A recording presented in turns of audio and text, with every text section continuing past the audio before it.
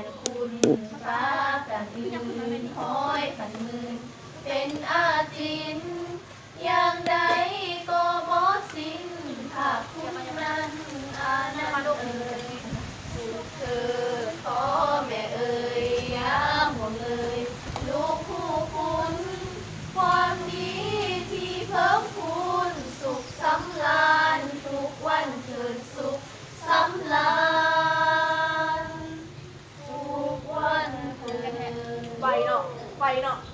ไวลึกพันวัดสุดแล้วเราจะอันซื้ออยู่ผ่านซาดูจื้อในใจตัวเองไว้ว่าซาจื้อไว้ตอนแรกซาเลยจบผิดจื้อไว้เอาไหมตั้งมาดีใส่กันดีอันวันพา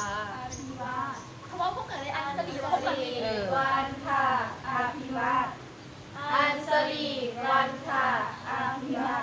เอาอันสลีวันพาอันสลีวันที่3วันที่แล้วนั่นจะลงได้ทำไมจะลงได้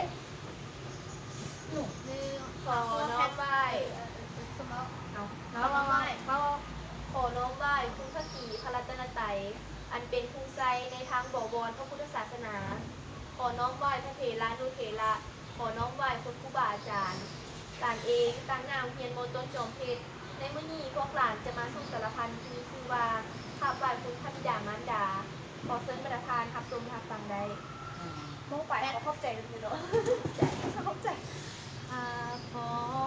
ครับด้วยคุณพระบิดาและมารดาเลี้ยงลูกเฝ้ารักษาแต่ก่อนมาจึงเป็นคนแสนยากลำบากกายบ่คิดยากลำบากตนในใจให้กังวลอยู่กับลูกทุกเวลายามกินถ้าลูกห้องก็ต้องวางแล่นมาหายามนอนบ่เต็มตาถ้าลูกห้องก็ต้องเบิ่งตัวเหือดยุ่งให้หมดจากปวดกัดหีบอุ้มสูอดกินอดนอนสู้ทนลำบากนักก็เอาคุณพ่อแม่มากนักเปรียบน้ำหนักดังภูเขาแผ่นดินทั้งหมดเอาเปรียบคุณทานบ่เท่าทันเหลือที่จะแต่คุณของท่านนั้นหลายอานั้นเว้นไว้แต่เฮียนทำเอามาสอนขอพรคุณสอนทำที่จริงใจหูบ่เทียมไว้เป็นถึงแล้วจึงแสดงคุณให้เห็นจริงตามทำนอง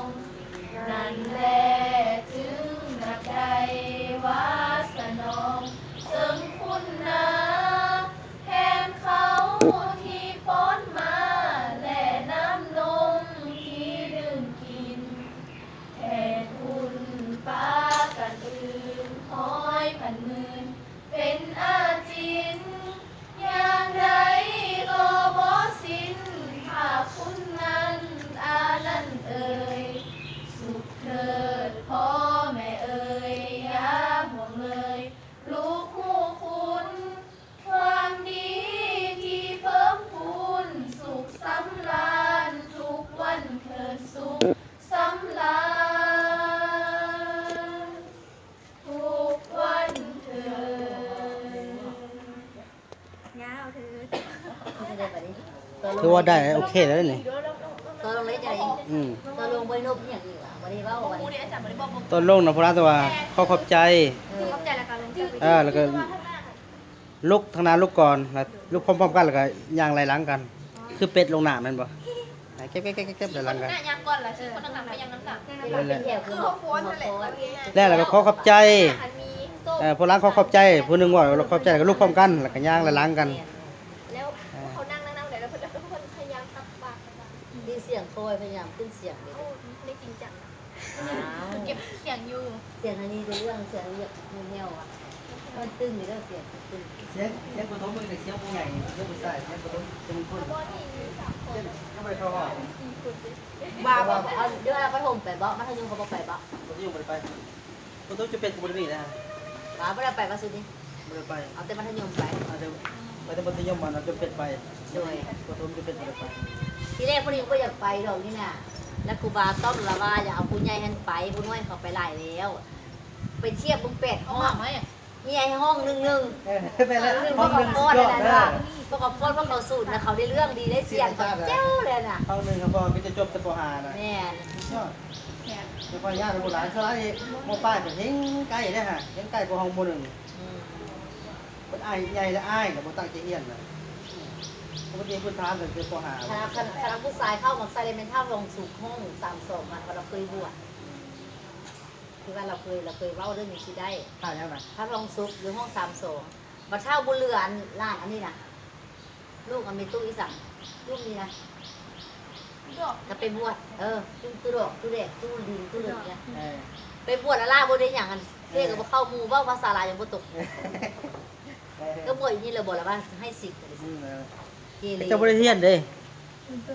บ่อ่านเลย จะบ่เคยอ่านสารพัน มันบ่อ่านว่าเรา